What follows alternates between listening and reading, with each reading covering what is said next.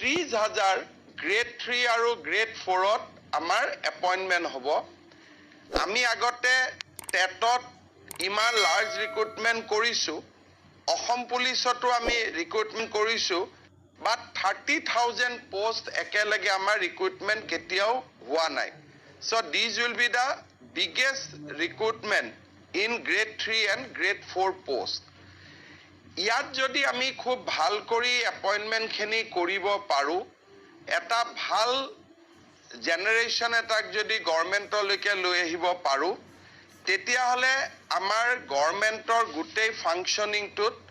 আমি সকলোৱে লাভৱান হ'ব পাৰিম so these will be around 15% of our total employees excluding the teachers আৰু গভৰ্নমেন্টৰ ওপৰত আমাৰ unemployed লৰাখিনিৰ আস্থাটো থাকিব লাগে যে yes we have conducted the exam to the satisfaction of everyone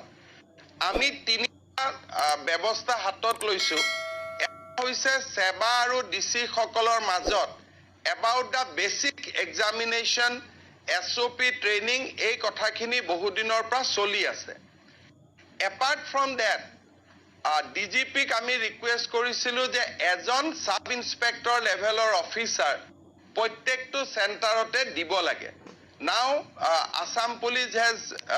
managed officers now there will be one sub inspector level officers from the state